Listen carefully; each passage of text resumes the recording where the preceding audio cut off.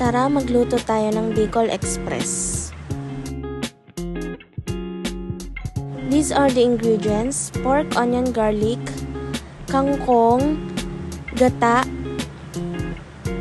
bagoong sa alamang, and baboy.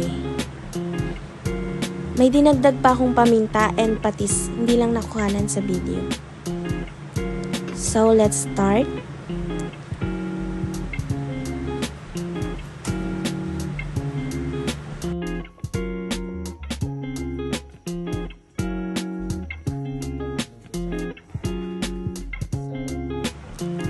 Gisahin muna natin ang baboy para ilabas ang sarili niyang mantika. Excuse me po sa mukha ko. Pasintabi din po sa mga kapatid nating Muslim.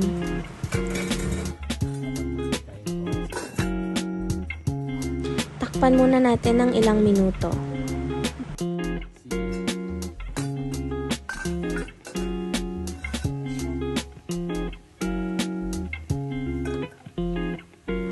Halu-haluin natin para pantay-pantay ang pagkagisa niya.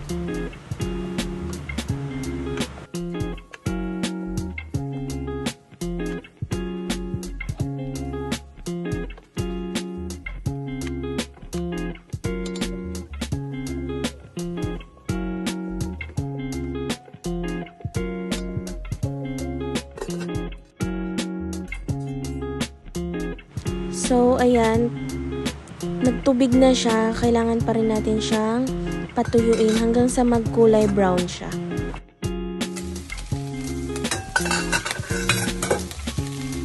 Ayan, natuyo na yung tubig niya.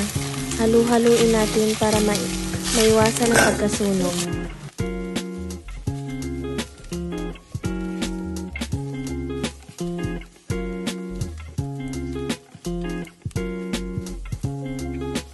Wala po tayong ilalagay na kahit anong mantika. So, pag ganyan na yung kulay, set aside natin para may space ang ating bawang at sibuyas sa paggisa. Unahin ang sibuyas dahil hindi ito madaling masunog.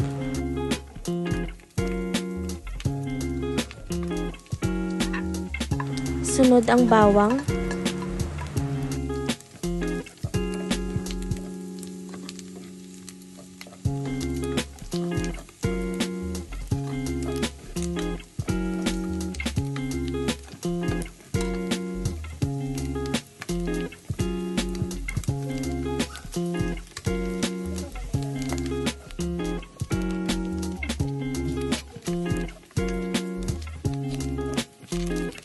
At halu-haluin na ng magkakasama.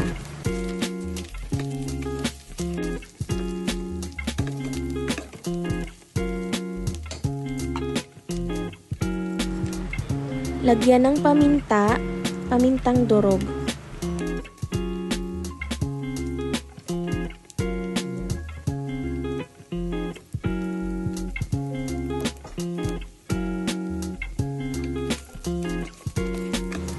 Haluin muli ito para pantay-pantay ang lasa.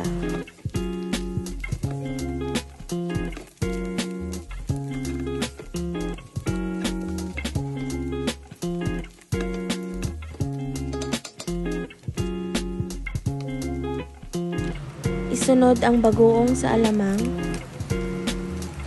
Ito yung magiging pampalasa natin.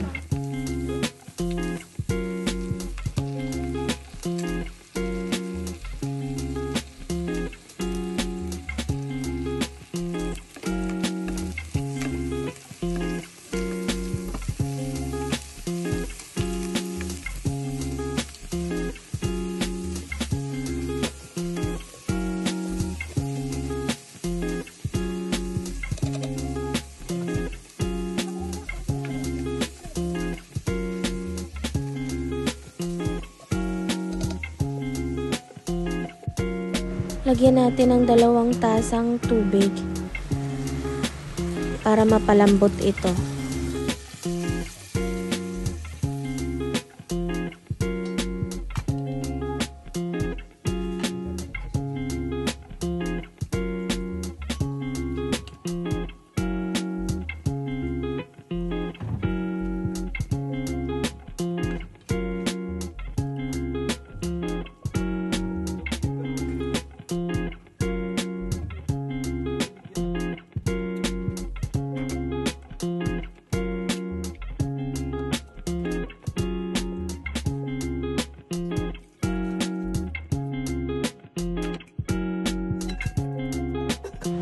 at muling pakuluan.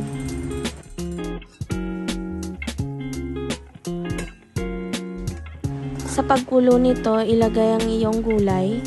Dapat sigarilyas yan, pero wala kaming nahanap sa palengke. Kaya naghanap kami ng alternative. And kangkong ang aming napili.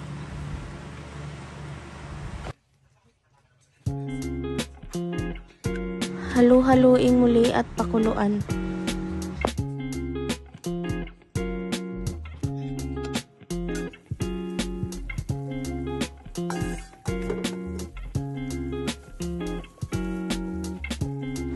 Isunod ang gata.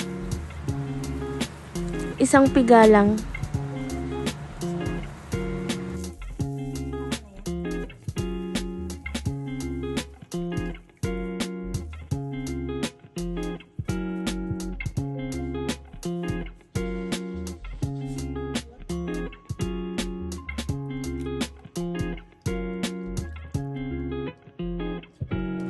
Halu-haluin muli at pakuluan hanggang sa ito ay maging sarsa.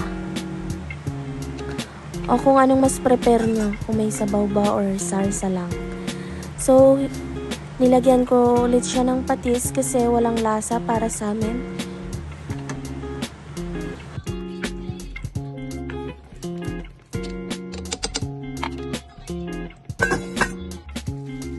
Hinuli namin yung sili kasi nagtabi muna kami ng hindi maanghang kasi may isang kakain daw na ayaw ng maanghang. So, ayan ang siling green. Pampakulay, pampadagdag buhay sa ating Bicol Express. Of course, siling pula.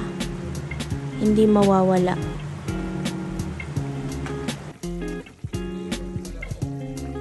Durug-durugin natin yan para manuot yung anghang. Pero para sa akin, wala pa rin siyang anghang. Or mataas lang yung spice tolerance ko.